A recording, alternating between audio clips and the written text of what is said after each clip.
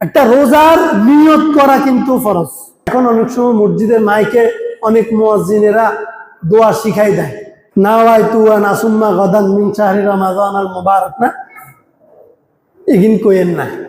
Doctor Abdullah Jahangir রহমাহুল্লাহ অনেক বড় একজন আলেম মুহাদ্দিস ছিলেন, ইসলামিক ইউনিভার্সিটির হাদিস বিশারদ ছিলেন।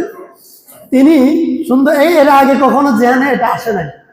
তিনি বলতেছেন আসুম্মা গদান, গদান মানে আগামীকাল, গদান মানে আগামীকাল। আমি কি সারি কি পরের দিন, আগামীকাল মানে তো পরের দিন, পরের দিনের রোজার নিয়ত করতেছি নাকি আজকের রোজার নিয়ত করতেছি? আজকের না। তাহলে এখানে যে আগামীকালের নিয়তের কথা বলা হয়েছে এটা বিশুদ্ধ নয়। এই জন্য আরবিতে নিয়ত করার তো কোনো সুযোগে নাই। আরবিতে নিয়ত মানে হচ্ছে যেটা আমি বুঝি শুনি কিছু বলা, বুঝে শুনে কিছু করা, এটাকে বলা হয় নিয়ত। এখন আমি আরবিতে বললে নিজে বুঝি কিছু, নামাজে যে নিয়ত পড়ি, তারপরে আমি যে রোজার নিয়ত পড়ি, নিজে তো কিছু বুঝি না, না বুঝি পড়লে এটা নিয়ত হয় না। নিয়ত হচ্ছে যেটা বুঝে শুনে কিছু করা। তার মানে আমি যখন সাহারি খাবো, আমি হয় রোজার প্রথমে এসে আমি পুরা মাসের রোজার নিয়ত করে ফেললাম ইনশাআল্লাহ, আল্লাহ নিজে মনে মনে, আল্লাহ আমি এই মাস পুরা মাস আমি রোজা রাখবো, একসাথে নিয়ত করে ফেললাম পুরা মাসের রোজা, হয়ে যাবে। তাহলে আর প্রতিদিন নিয়ত করতে হবে না, এটা একবার সহজ। আমি পুরা মাসের রোজা রাখার নিয়ত করে ফেললাম। অথবা ইফতার সাহারির সময় আমি নিয়ত করলাম আজকে আল্লাহ আজকের রোজাটা রাখার জন্য আমি উঠলাম, সাহারি খাইতেছি, মনে মনে বিষয়টা ক্লিয়ারলি আমি যখন আমার জেহারে বিষয়টা এনে সাহারি খাবো, আমার রোজার নিয়ত হইল। রোজার নিয়ত যদি ভুলে যায়, বেখেয়ালে খাইছি আরি, ঘুমাতাল্লে ভাত খাইছি আরি, কিল্লে খাইছি কইতে ইত্যান্ন, তাহলে পরের দিন দ্বিপ্রহরের আগে, দুপুর হওয়ার আগেই নিয়ত করে ফেলতে হবে যে আল্লাহ আমি আজকের রোজাটা নিয়ত করে ফেললাম। নিয়ত করা ফরজ। তাহলে আমরা নিয়ত সবাই আলহামদুলিল্লাহ, আমরা তো পুরা মাসের রোজা রাখবো ইনশাআল্লাহ। তো পুরা মাসের রোজার আমরা নিয়ত করে ফেলবো একসাথে, তাইলে আর সমস্যা হবে না। নিয়ত করা ফরজ। নিয়ত করবো। ওয়ালাইকুম ওয়া রাহমাতুল্লাহি ওয়া বারাকাতুহু। وعليكم السلام ورحمة الله وبركاته. ইন্নাল হামদালিল্লাহ يا رب لك الحمد كما ينبغي لجلال وجهك وعظيم سلطانك. اللهم صل وسلم على آله وأصحابه وبارك ومن تبعهم بإحسان إلى يوم الدين. আমরা সকলে আন্তরিকতার সাথে সূরা দুরূদ ইব্রাহিম পাঠ করি। اللهم صل على محمد وعلى آل محمد كما صليت على إبراهيم وعلى آل إبراهيم إنك حميد مجيد. اللهم بارك على محمد وعلى آل محمد كما باركت على إبراهيم وعلى آل إبراهيم إنك حميد مجيد. أما بعد فأعوذ بالله من الشيطان الرجيم. بسم الله الرحمن الرحيم. يا أيها الذين آمنوا كتب عليكم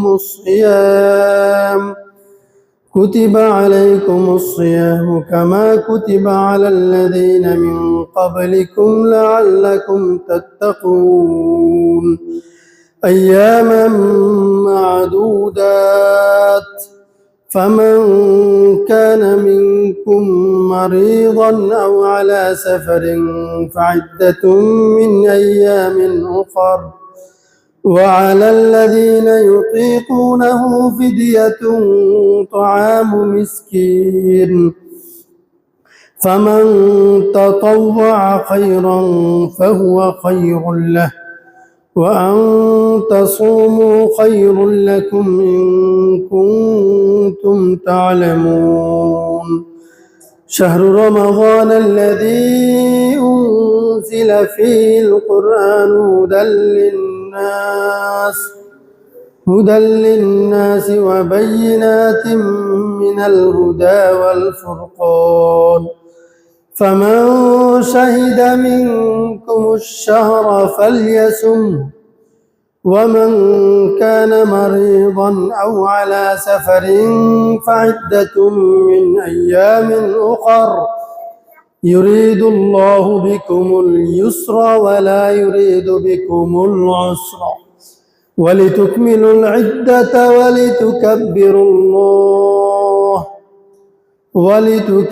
الله على ما هداكم ولعلكم تشكرون قال النبي صلى الله عليه وسلم للصائم فرحتان فرحة عند فطره وفرحة عند لقاء ربه أو كما قال النبي عليه الصلاة والسلام سبحانك لا علم لنا إلا ما علمتنا إنك أنت العليم الحكيم رب زدني علما رب اشرح لي صدري ويسر لي أمري واحلل عقدة من لساني يفقه قولي رب يسر ولا تعسر وتمم علينا بالخير আল্লাহ পাকের দরবারে লাখো কোটি শুকরিয়া আল্লাহ তাআলা আমাদেরকে মেহেরবানি করে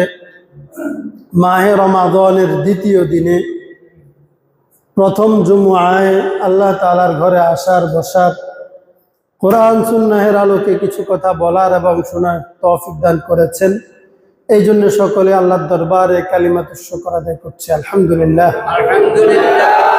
গত জুমআ এবং এই জুমআর মধ্যে মৌলিক একটা পার্থক্য গত জুমআ পড়েছিলাম আমরা তখন রোজাদার ছিলাম না এই জুমআ পড়ছি আমরা রোজাদার অবস্থায় গত জুমআ ছিল শাবান মাস এই জুমআ রমাদান মাস গত জুমআর মাসের সাথে রাসূলুল্লাহ সাল্লাল্লাহু আলাইহি ওয়াসাল্লামের সাথে সম্পৃক্ত ছিল নিসবত ছিল রাসূলের প্রতি আর এই জুমআর সাথে বা এই মাসের সাথে সরাসরি রব্বুল আলামিনের সাথে সম্পৃক্ত এই জন্য রাসূলুল্লাহ সাল্লাল্লাহু আলাইহি ওয়াসাল্লাম বলেছেন রমাদান শাহরুল্লাহ রমাদান আল্লাহর মাস তাহলে এই মাসকে বলা হয়েছে মেহমান মাস মেহমান বছরে একটি মাস আমাদের কাছে আল্লাহর পক্ষ থেকে মেহমান হিসেবে আসে মুমিনের কাছে মানুষের কাছে না মুমিনের কাছে আর মুমিন এই মাসটাকে মেজবান হিসেবে গ্রহণ করে মেজবান হলো মুমিন মেহমান হলো রমাদান এবং এই রমাদান মাসের বিশেষ বৈশিষ্ট্য আল্লাহ বলেছেন শাহরু রমাদান আল্লাযী উনজিলা ফীহিল কুরআন এই মাসে আল্লাহ তাআলা কোরআন নাজিল হয়েছে এই মাসে কোরআন নাজিল হয়েছে রাসূল করিম সাল্লাল্লাহু আলাইহি ওয়াসাল্লাম প্রত্যেক রমাদানে হযরত জিবরিল আলাইহিস সালামকে কোরআন এক খতম পড়ে শোনাতেন সুবহানাল্লাহ প্রতি রমজানে রাসূল এক খতম শোনাতেন আবার জিবরিল আলাইহিস সালাম রাসূলকে এক খতম শোনাতেন যেরকম আমাদের হাফেজ সাহেবগণ তারাবিতে আপনাদেরকে এক খতম কোরআন শরীফ শোনানোর জন্য প্রস্তুত শোনানো শুরু করেছে আলহামদুলিল্লাহ যারা কোরআন তেলাওয়াত পারি না অথবা পারি শুদ্ধ হয় না সারা জীবন তেলাওয়াত করেও এক খতম বিশুদ্ধ তেলাওয়াত করা সম্ভব না যখন আমি একজন হাফেজ সাহেবের পেছনে পুরা মাস খতমে তারাবিতে শরীক হলাম যেন আমি কোরআনের সামাআতে কোরআন বিশুদ্ধ তেলাওয়াত পুরো এক খতম শোনার সওয়াব আমি পেয়ে গেলাম আমার তেলাওয়াত ভুল হয়, হাফেজ সাহেবের তেলাওয়াতে কি অশুদ্ধতা আছে? না, হ্যাঁ, হাফেজ সাহেব শুদ্ধ করেই তেলাওয়াত করে। 2 নাম্বার, নামাজের মধ্যে তেলাওয়াত করে। সুবহানাল্লাহ, নামাজে তেলাওয়াত। এমনি কোরআন তেলাওয়াত করলে 10 নেকি, এমনি মুখস্থ এক হরফে 10 নেকি, দেখি পড়লে 25 নেকি, যদি নামাজে পড়ে, যদি অজুর সাথে পড়ে 50 নেকি, যদি নামাজে পড়ে 100 নেকি। সুবহানাল্লাহ, কোরআন তিলাওয়াত। আর যদি রমাদানে পড়ে 100-কে 70 দিয়ে আপনি গুণ করেন, 7000, প্রতিটা অক্ষরে 7000, কত? প্রতিটা অক্ষরে 7000। যদি আপনাকে বলা হয় খতমে তারাবি পড়বে, তুমি হাফেজ সাহেবের পেছনে শাহী মসজিদে এসে হাফেজ সাহেব আজকে যত পারা তেলাওয়াত করবে, তেলাওয়াত শেষে, নামাজ শেষে আমরা গুনবো কয়টা অক্ষর তেলাওয়াত হয়েছে। আর তুমি যে কয় রাকাত পড়বে, তুমি যদি 8 রাকাত পড়ো, তাহলে 8 রাকাতে যে কয় পারা, যে কয় পৃষ্ঠা পাইছো, যে কয় অক্ষর পাইছো, এই কয় অক্ষর অনুযায়ী তোমাকে প্রত্যেক অক্ষরে 7000 টাকা করে দেবে। আর যদি তুমি 20 রাকাত পড়ো, প্রত্যেক অক্ষর অনুযায়ী তোমাকে 7000 টাকা করে দেব। যারা 8 রাকাতের পক্ষে হাঁটে হাঁটে মানুষদেরকে ক্যাম্পেইন করে, তারাও কি 20 রাকাত পড়বে না 8 রাকাত পড়বে বলেন? তখন করবো যে হাদিস রাখ, আলে হাদিস গিরি হরে করুন, আগে টাকা কামাই না। কারণ এখানে টাকা কামানোর ধান্দা আছে। তো তাহলে যখন আল্লাহর হাবিব সাল্লাল্লাহু আলাইহি ওয়াসাল্লাম বললেন প্রত্যেক অক্ষরে 7000, রমাদানে 7000, তাইলে এখন 20 রাকাত পড়লে বেশি সওয়াব হবে না 8 রাকাতে বেশি সওয়াব হবে?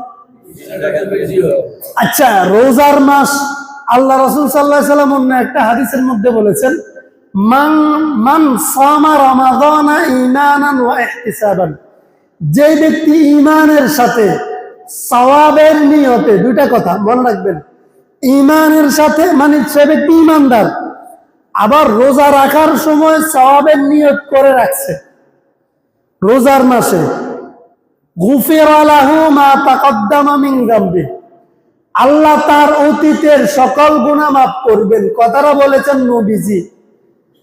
তাহলে যদি কেউ এই নবীজির এই কথাটাকে বিশ্লেষণ করে কমাইতে যায়, এই কথা থেকে মানুষকে সরাতে চায়, সে নবীর দুশমন না বন্ধু? দুশমন। এরপরে আল্লাহ রাসূল বলেন যে মান কামা রমাদানা, যেই ব্যক্তি রমজান মাসে তারাবির নামাজ পড়লো, রাতে নামাজ পড়লো, রমজান মাসে রাতে নামাজ পড়লো, মান কামা রমাদানা, যে রমাদানে নামাজ পড়লো, রাতে দাঁড়াইলো, কামা মানে নামাজ পড়া, ঈমানান ওয়া ইহতিসাবান, ঈমানের হালতে সওয়াবের নিয়তে, গুফিরা লাহু মা তাকদ্দামা মিন যামবি, আল্লাহ তার অতীতের সকল গুনাহ ক্ষমা করে দিবেন। তার মানে রোজার মাস, এ রমজান মাস, দিনে রোজা রাখার মাস, রাতে নামাজ পড়ার মাস। রোজার মাস, দিনে রোজা রাখার মাস, রাতে তারাবি পড়ার মাস। তারাবি রোজা, এখন এই কথার যদি কেউ এশকাল করে, এশকালের প্রশ্ন আমি এশকাল করলাম, তারাবি কি রোজার মাসে পড়ে নাকি সারা বছর পড়ে? হ্যাঁ, এখন একদল আসি আপনাদেরকে বুঝাবে সারা বছর তাহাজ্জুদ, রোজার মাসে তারাবি, সারা বছর রোজার মাসে তারাবি। তো এক জিনিস হইল নি, এটা তো পুরান বউরে নতুন ঘুমটা পরানোর দান্দা, পুরাতন বউরে নতুন ঘুমটা পরানোর দান্দায় না এটা। অথচ রাসূল কারীম সাল্লাল্লাহু আলাইহি ওয়াসাল্লাম মেয়ের রাত্রের নামাজের ব্যাপারে যখন আম্মা জান আয়েশাকে প্রশ্ন করছে সাহাবী যে রসুলের রাতের নামাজ কেমন ছিল, প্রশ্নকারী প্রশ্ন করছে একরকম, শুধু একটা, রাতের নামাজ কেমন ছিল, রাতের নামাজ কেমন ছিল। আম্মা জান আয়েশা রাদিয়াল্লাহু তাআলা আনহা, তিনি গায়েব না জানলো, যিনি তাকে দিয়ে বলাচ্ছেন তিনি তো জানেন একদল ফিতনাবাজ আসবে 1400 বছর পরে, রাতের নামাজের এই প্রশ্নটার নিয়েই ফিতনা ছড়াবে। তখন আম্মা জান আয়েশা রাদিয়াল্লাহু তাআলা আনহা বলেন, আল্লাহ রসুলের রাতের নামাজ 8 রাকাত ছিল রমজানে এবং রমজান ছাড়া, সারা বছর রমজান এবং রমজান ছাড়া। এখন রমজান ছাড়া কেন বলছেন? মানে হচ্ছে যে তাহাজ্জুদের প্রশ্ন করছে, অর্থাৎ এই প্রশ্নটা রমজানে করেন নাই, রমজানে করছেন এরকম কোনো ইশারা নেই। এই প্রশ্নটা আম্মা জান আয়েশাকে রমজানে করছেন এমন কোনো ইশারা নেই, কোনো একদিন করছেন আর কি, কোনো একদিন করছেন, যে দিনগুলোতে তারাবি নাই। তাহলে এখানে তারাবির প্রশ্নও নাই, বুঝলেন, তারাবির প্রশ্নও নাই। যখন প্রশ্ন করছেন রাতে, তিনি তাহাজ্জুদ, রাতের নামাজ বলতে বুঝানো হয় আমভাবে তাহাজ্জুদকে। রাতের নামাজ বলতে কোন নামাজকে বোঝানো হয়? তাহাজ্জুদকে।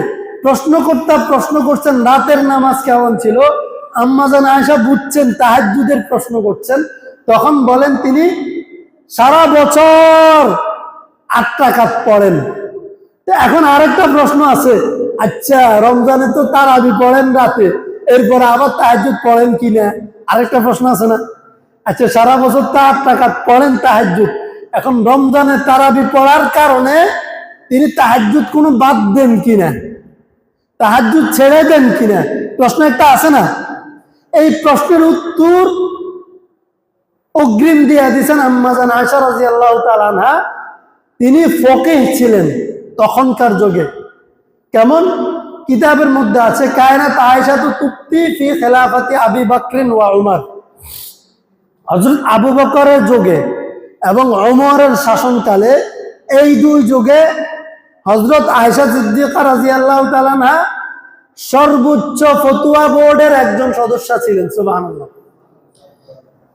এখন যারা ইসলামের কথা বললে, ইসলাম কায়েমের কথা বললে বলে যে নারীরা তো অধিকার পাবে না, নারীরা অধিকার পাবে না, খেলাফতে রাশেদার যুগে যেই ফতোয়া বোর্ডে একজন নারী ছিলেন, এত গুরুত্বপূর্ণ ব্যক্তি ছিলেন, বলা যায় তিনি ফতোয়া বোর্ডের প্রধান ছিলেন।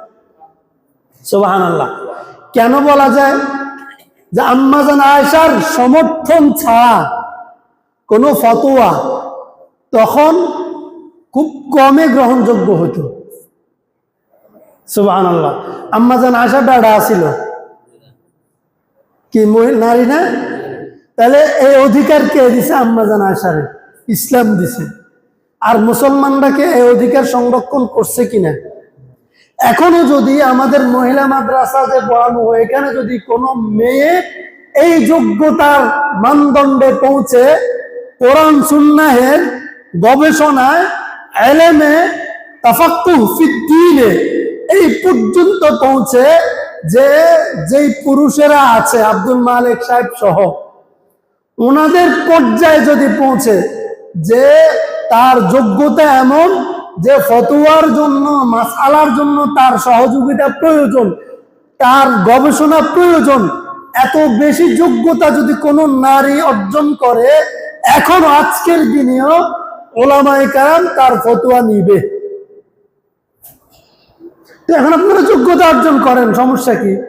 এখন আরেকটা ধোঁকাবাজি আছে, এই জন্য যোগ্য বানাইতে চায় না নারীদেরকে। নারীদের কাঁধে বোঝা, তার যত দায়িত্ব, এটা চাপাই দেওয়ার জন্য কি করছে? নারীদেরকে যোগ্য বানায় না, বলে কি নারীদের জন্য আলাদা সংরক্ষিত আসন রাখো 100টা। কেন? নারী তো যোগ্য না, এতে নারীর এহানত হয়, অসম্মান হয়, অসম্মান হয়। যদি বলে নারীর জন্য আলাদা 100 আসন রাখা হোক, কেন? নারী তো অযোগ্য, নারী তো পুরুষের সাথে কন্টেস্ট করে সে উত্তীর্ণ হইতে পারবে না। এখন পুরুষ নারী যদি প্রতিযোগিতায় নামে, তাহলে সে নেতৃত্বে আসতে পারবে না। এটা নারীর যোগ্যতা না অযোগ্যতা? অযোগ্যতা। নেতৃত্বে আসতে না পারা অযোগ্যতা, দুর্বলতা, ব্যর্থতা।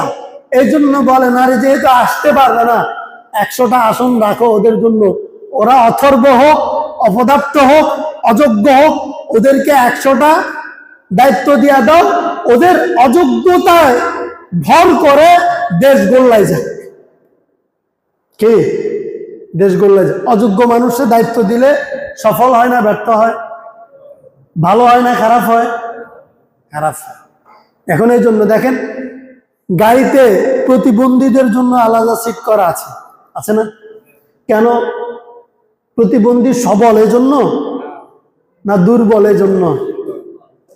দাঁড়াইতে অক্ষম না, সক্ষম না, অক্ষম এই জন্য। অসুস্থ, সে নিজে আরেকজনের বোঝা, এই জন্য তার জন্য সংরক্ষিত আসন থাকে গাড়িতে। এখন যে মানুষগুলো নারীদেরকে নেতৃত্ব নিতে চায়, আবার যোগ্য বানাতে চায় না, সংরক্ষিত আসনে বসাতে চায়, তারা যেন নারীদেরকে বন্ধা, অযোগ্য, দায়িত্বহীন বুঝাতে চায়, সমাজের বোঝা বুঝাতে চায়। এরা তো সমাজের বোঝা, এদেরকে আলাদা সংরক্ষিত আসনে বসায় রাখে। একটা তামসা। যাই হোক, অন্যদিকে চলে গেলাম, আর গেলাম না। আম্মা জান আয়েশা সিদ্দিকা রাদিয়াল্লাহু তাআলা ফতোয়া দিতেন, এই জন্য তার দূরদর্শিতা ছিল। তিনি বলেন রমাজনেও পড়তেন, রমাজন ছাড়া সারা বছরও পড়তেন তাহাজ্জুদ। অর্থাৎ রমাজন কেন উল্লেখ করতে হইল? প্রশ্ন, তারাবির কারণে কোনো তাহাজ্জুদ বাদ দিতেন কিনা? এখন আম্মা জান আয়েশা বুঝাইছেন না, তারাবি পড়ার কারণে তাহাজ্জুদ বাদ দিতেন না, তারাবিও পড়তেন, রমাজনে তাহাজ্জুদও পড়তেন। সুবহানাল্লাহ। তাইলে আমরা কি তারাবি পড়ে তারাবিকে তাহাজ্জুদ বলবো? বলবো না। তারাবি তারাবি, তাহাজ্জুদ তাহাজ্জুদ। আর যে লোকটা সালাকি করবে, গত জুমায় বলেছিলাম যত সালাক তত হালাক।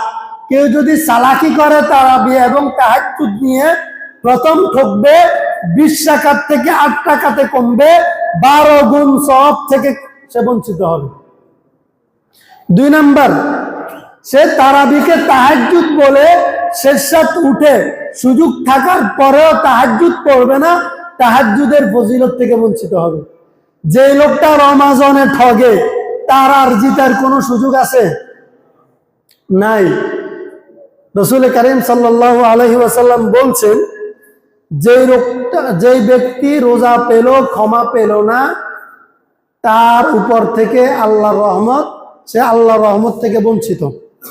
রাসূল বলছেন সে আল্লাহর রহমত থেকে চিরবঞ্চিত। যে লোকটা রমাদান পেল কিন্তু ফালাম ইউগফার লাহ, ক্ষমা প্রাপ্তি হলো না, নেকি কামাইলো না, জাহান্নাম থেকে মুক্তি পেল না, জান্নাতের সুসংবাদ পেল না, সেই লোকটা আল্লাহর রহমত থেকে চূড়ান্তভাবে বঞ্চিত। তাহলে আমরা রমাদানে খতমে তারাবি পড়ার চেষ্টা করব ইনশাআল্লাহ, তাহাজ্জুদ পড়ার চেষ্টা করব ইনশাআল্লাহ, দিনের বেলায় রোজা রাখার চেষ্টা করব ইনশাআল্লাহ। আল্লাহর হাবিব সাল্লাল্লাহু আলাইহি ওয়াসাল্লাম আরেকটা গুরুত্বপূর্ণ কথা বলেছেন রোজাদারদের জন্য। একটা হাদিস বলেছিলাম গত জুমায়, আল্লাহর হাবিব সাল্লাল্লাহু আলাইহি ওয়াসাল্লাম বললেন, যে লোকটা রোজা রাখবে, as-sawmu li wa ana ajzi bi, যে লোকটা রোজা রাখবে, রোজার বিনিময়ে আমি তাকে দেব। আর আরেক রিওয়ায়াতে বলছেন ওয়া আনা উজুজ্জা বি, রোজাদারের বিনিময়ে আমি হব। সুবহানাল্লাহ। রোজা 2 প্রকার মৌলিকভাবে। কয়টা? একটা হচ্ছে জীবনের রোজা, আরেকটা হচ্ছে খাবারের রোজা। কয়টা বলছি? একটা হচ্ছে খাদ্য পানাহার এবং স্ত্রীর সম্ভোগ থেকে বিরত থাকার রোজা, আরেকটা হচ্ছে জীবনের রোজা, নির্দিষ্ট কয়টা জিনিস থেকে নিজেকে বিরত রাখা নির্দিষ্ট সময়, আর সারা বছর নিজেকে আল্লাহর নিষেধ থেকে বিরত রাখা। এই দুইটা যখন একজন মানুষের জীবনে আসে, আল্লাহ যেন বলেন আমি তার হয়ে যাব। সুবহানাল্লাহ।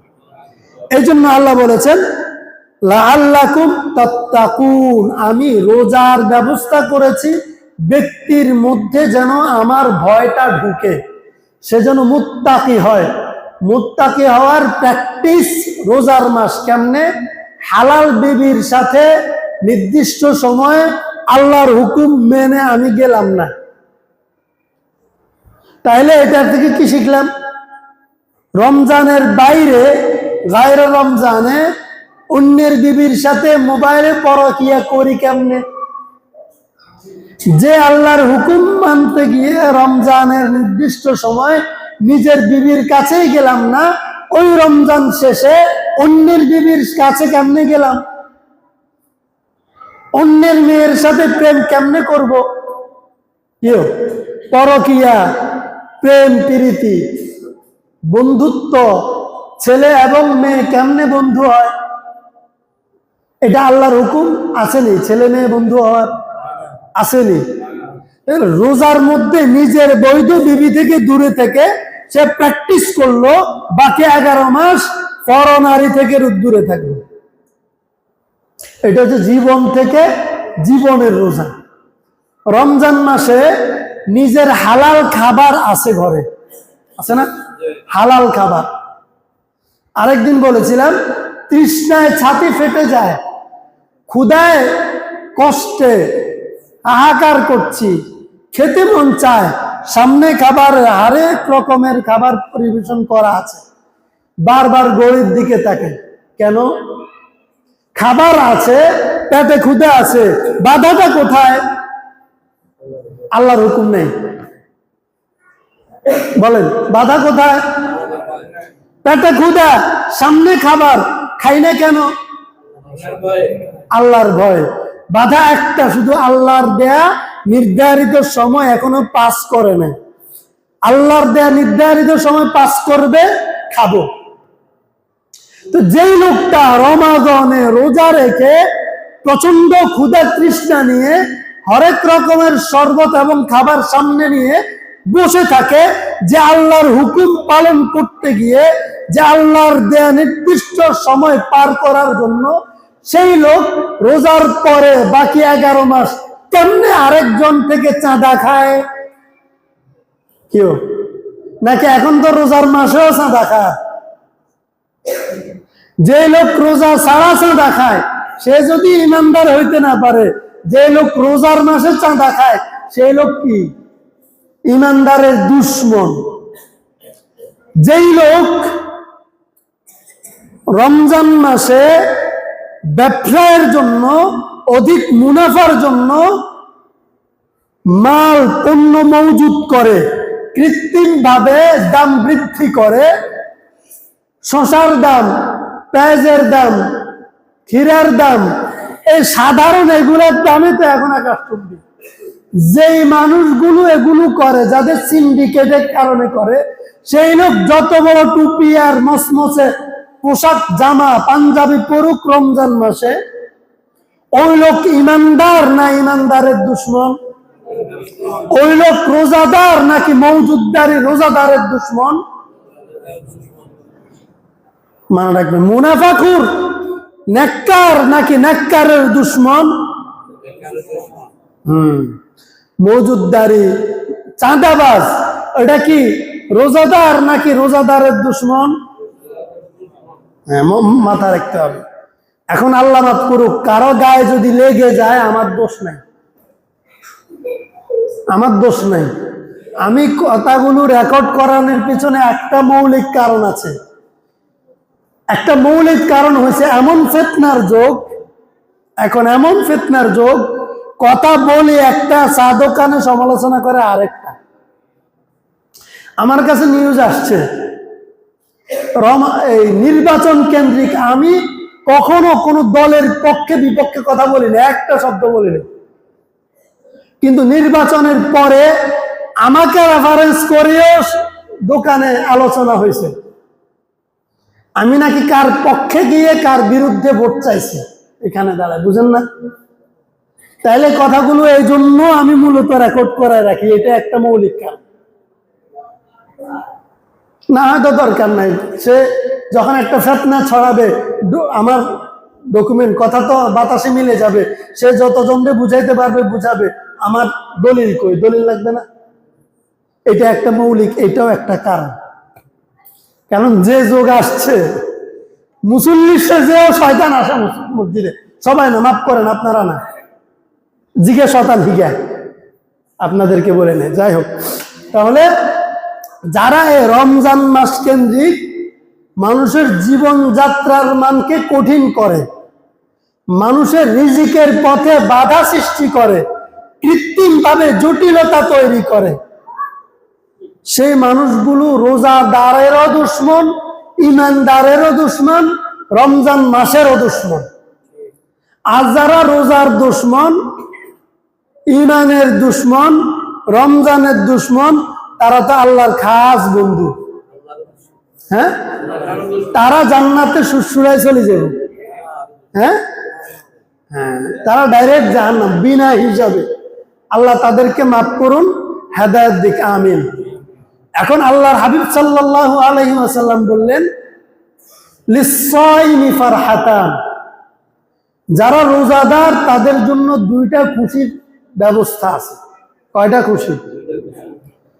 ফারহাতুন ইনদা ফিত্রিহি, যখন রোজাদারে রোজা রাখে তার ইফতারের মুহূর্ত তার জন্য খুশির মুহূর্ত। সুবহানাল্লাহ। দেখবেন জেহাফত, যত বড় জেহাফতে হোক, যত মানুষে হোক, সবাইকে কি একসাথে খানা খাওয়ানো যায়? সবাই একসাথে খায়? কয়ে দৌড়ুক, তারপরে আপনি বইন, এই 50 জনটা খাওয়াই শেষ করে তারপরে 50 জন আসি। আর যখন ইফতার হয়, ইফতারে কি এরকম সিস্টেম হয় না? সবাই একসাথে, যে খাদিমদারি করে তাকেও রোজাদার যে মেহমান, সে একটা খেজুর নিয়ে মুখে ঢুকাই দেয়। মানে সবাই এট এ টাইম, যে দাঁড়ায় আছে সে, যে বসে আছে সে, যে বিশেষ মেহমান, যে সাধারণ মেহমান। যদি প্রধানমন্ত্রী প্রেসিডেন্টও বসে ইফতারের মজলিসে, আর গরিব রিক্সা চালক একজনও আসে, আগে প্রধানমন্ত্রী খাক, তারপরে তোমরা খাইবে না? সবাই একসাথে, কোনো ভেদাভেদ নেই, সবাই সমান এক কাতারে রমাদানের ইফতারের মুহূর্তে। সুবহানাল্লাহ। আল্লাহ রাসূল বলেন, ইনদা ফিত্রি, একজন রোজাদারের জন্য আনন্দের মুহূর্ত ইফতারের সময়। সুবহানাল্লাহ। ইফতারের আরেকটা আরো আনন্দ আছে। রাসূল কারীম সাল্লাল্লাহু আলাইহি সাল্লাম বলছেন, যেই ব্যক্তি রোজাদারকে মান ফাত্তারা সাইমান আলা মুসকাতি লাবানিন, যেই ব্যক্তি একজন রোজাদারকে 1 গ্লাস দুধ খাওয়াবে ইফতারি হিসেবে, কয় গ্লাস? 1 গ্লাস দুধ খাওয়াবে, সে তার সমতুল্য একটা রোজার সওয়াব পাবে। এখন একজন সাহাবী বলেন, ইয়া রাসূলুল্লাহ সাল্লাল্লাহু আলাইহি ওয়া, আমি এত গরিব, আমি দুধ কোত্থেকে খাওয়াবো, নিজে তো খাইতে পাই না। বলে, সমস্যা নেই, তোমার জন্য ব্যবস্থা আছে। আও তামরাতিন, তুমি দুধ খাওয়ানোর সামর্থ্য নাই, একটা খেজুর, কয়টা?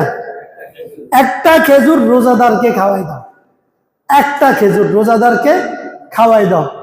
তাইলে তুমিও ওই রোজাদার সারাদিন কষ্ট করে রোজা রেখে যে সওয়াব পাইছে, তুমিও সে সওয়াব পাইবা। সুবহানাল্লাহ। তাইলে একজন রোজাদার নিজে ইফতারি করে আরেকজনকে ইফতারি করিয়ে একসাথে দুইটা রোজার সওয়াব পাইল, নিজেরটা আর আরেকজনটা, মেহমানেরটা। সুবহানাল্লাহ। 3 নম্বরে বলে যে আমার তো খেজুরও নাই। এখন বলা হয় শরবাতি মাইন, দরকার নাই, খেজুর নাই তো কি হয়েছে? আল্লাহ কি এত অভাব আসেনি যে তুমি খেজুর দিয়ে খাওয়াইতে হবে সওয়াব দেওয়ার জন্য? না, তুমি এক গ্লাস পানি খাওয়াই দাও, এক গ্লাস শুধু পানি। এখন শুধু এক গ্লাস পানি রোজাদারকে খাওয়াইতে সামর্থ্য নাই, এরকম বাংলাদেশে কত পার্সেন্ট মানুষ আছে? নাই। আল্লাহ, তার মানে প্রত্যেক মানুষের সামর্থ্য আছে নিজে রোজা রেখে নিজের সওয়াব তো কামাবে, আরেকজনের সওয়াবের সমান সওয়াব নিজের অংশীদার হওয়া, শুধু এক গ্লাস পানি। তাহলে আমরা সাহাবায়ে কেরাম এই হাদিসটার পরে কি করতেন? গরিব সাহাবী যারা, গরিব বড়লোকেরটা বাদে দিলাম, তারা একজন আরেকজনের ইফতারি তারা রদবদল করত। ডাবলের সামর্থ্য তো নেই, ধরেন আমি আপনাকে এই ইফতারিটা দিলাম, আপনি এই ইফতারিটা খান, তো ওই গরিব সাহাবীও তার জন্য যেটা সে নিজে বাজেট করছে ওইটা করে ধরেন আপনাকে আমি ইফতারিটা দিলাম, ধরেন আপনি এই ইফতারিটা খান। তারা ইফতারি বদল করত, একজনকে আরেকজন দিত, সে আবার দিত, তাইলে দোনোজনে ডাবল পাইল। সুবহানাল্লাহ। এগুলো হচ্ছে যে চালাকি না, এগুলো হচ্ছে যে জ্ঞানের কাজ, এগুলো ফিকহ ফিদ্দিন, তাফাক্কুহ ফিদ্দিন, দ্বীনের সঠিক অনুধাবন, বুঝ, এটাকে বলা। আল্লাহু আকবার। তো এইভাবে সাহাবায়ে কেরাম নেকি কামাইতেন। তাহলে আমরা ইফতার করব, সোলাপুট এটা ইফতার না, যেটা প্রথম খাবো, অর্থাৎ ইফতার বলা হয় যেটা খেয়ে রোজা ভাঙবো। সারাদিন রোজা রেখে যে জিনিসটা প্রথমে খাবো, যেটা খেয়ে রোজাটা ভাঙবো, সেটা হচ্ছে ইফতার। আপনি যদি এক গ্লাস পানি খেয়ে রোজা ভেঙে ফেলেন, তো এক গ্লাস পানিটা হচ্ছে আপনার ইফতার, বাকিগুলা খাবার। আপনি যদি একটা খেজুর খেয়ে ইফতার শুরু করেন, তো এই একটা খেজুর ইফতার, আপনি ওগুলো খেতে পারেন, সমস্যা না। আপনি যেহেতু ইফতারের নিয়তে আয়োজনে করছেন, আপনি সবগুলো সওয়াব পাবেন, এখানে পার্ট বাই পার্ট ভাঙার দরকার নেই। হ্যাঁ, সুন্নাত হইল আপনি একবারে প্রথম খাবারটা মুখে দিবেন খেজুর, খেজুর না হলে ঠান্ডা সাদা পানি, অর্থাৎ একবারে যেই খাবারের উপরে হালাল হওয়ার ব্যাপারে কোনো সন্দেহ নেই, উত্তম হওয়ার ব্যাপারে কোনো এশকাল নাই, ওইটা দিয়ে আপনি ইফতারি শুরু করবেন। সাহরির ব্যাপারে বলি, সাহরিটাও তামার দিয়ে করা সুন্নাহ, অর্থাৎ আপনি ট্রাই করেন, আপনি রোজার ফায়দাটাও পাবেন। কি? খানা টানা খেয়ে ভাত টাত খাওয়ার পরে একবারে শেষ সময় আপনি একটা খেজুর খেয়ে নিবেন, একটা খেজুর ন্যূনতম। কয়টা? দেখবেন সারাদিনের ক্লান্তিটাও থাকবে না খেজুরের বরকতে, এবং আপনি ইফতারিতে খেজুর খাওয়ার সওয়াবটাও পাইলেন। ইফতারিতে এবং সাহারিতে খেজুর খাওয়া সুন্নাত। কি? খেজুর খাওয়া সুন্নাত। এরপরে আল্লাহর হাবিব সাল্লাল্লাহু আলাইহি ওয়াসাল্লাম বলেন, ওয়াফারহাতুন ইনদা লিকাই রাব্বিহি, এবং রোজাদারের জন্য দ্বিতীয় খুশি আল্লাহর সাথে সাক্ষাতের খুশি। সুবহানাল্লাহ। তার মানে ওই যে হাদিসে বলছে, যেই রোজাদার তাকে রোজার আওতায় নিয়ে আসবে, আমি তার হয়ে যাব এবং আমি তাকে প্রেম করব, তাকে ভালোবাসবো, আল্লাহ আমাকে ভালোবাসবেন, আর আল্লাহর সাথে আমার সাক্ষাৎ হবে না। এটা কেমন ভালোবাসা? এটা কি ভালোবাসার পূর্ণতা হইল? আল্লাহ যেন বলে, যেই ব্যক্তি আমার জন্য রোজা রাখলো, আমি তাকে হাসরের মাঠে সাক্ষাৎ দিব। রোজাদারকে আল্লাহ হাসরে নিজে সাক্ষাৎ দিবেন, এটা নিশ্চিত। সুবহানাল্লাহ। তাহলে এটা হচ্ছে রোজাদারের দ্বিতীয় খুশির মুহূর্ত, আনন্দের মুহূর্ত। এই দুইটা আনন্দ আমাদের জন্য সহজ, আমরা ইনশাআল্লাহ পাবো। 3 নাম্বার কথা, রোজা কয়টা জিনিস থেকে আমরা পরিহার করব। একটা, রোজার নিয়ত করা কিন্তু ফরজ। নিয়ত কেউ যদি বলে যে, এখন অনেক সময় মসজিদের মাইকে অনেক মুয়াজ্জিনেরা দোয়া শিখাই দেয়,